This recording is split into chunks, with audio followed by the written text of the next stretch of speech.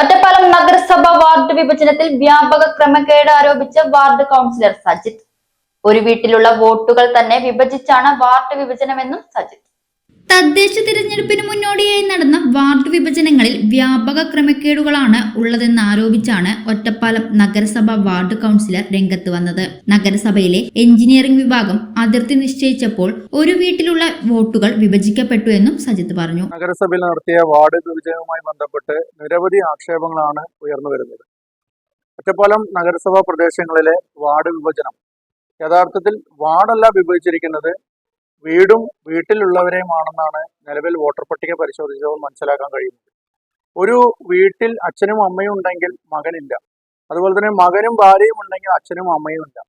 ഇങ്ങനെയുള്ളൊരു സിറ്റുവേഷനാണ് വോട്ടർ പട്ടിക പരിശോധിക്കുമ്പോൾ കാണാൻ സാധിക്കുന്നത്. പുനർനിശ്ചയിക്കപ്പെട്ട അതിർത്തിക്ക് പുറത്തു പോകേണ്ട വീടുകൾ അകത്തും അകത്തുള്ള വീടുകൾ പുറത്തുമായാണ് വോട്ടർ പട്ടിക പ്രസിദ്ധീകരിച്ചതെന്നും സജിത്ത് പറഞ്ഞു.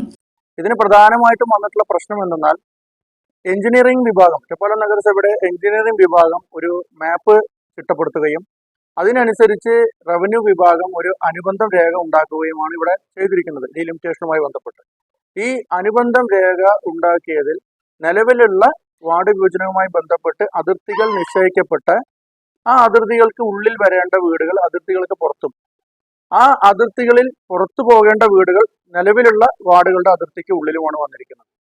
ഇതിന്റെ പ്രധാന പ്രശ്നം എന്താണെന്ന് വെച്ചാൽ ഇവിടെ ഈ നഗരസഭ റവന്യൂ വിഭാഗത്തിൽ നിന്ന് നമ്പറുകൾ ഇട്ടുകൊടുക്കുന്നത്, കെട്ടിട നമ്പറുകൾ ഇട്ടുകൊടുത്തിരിക്കുന്നത് പല നമ്പറുകളും സബ് നമ്പറുകൾ വെച്ചാണ്.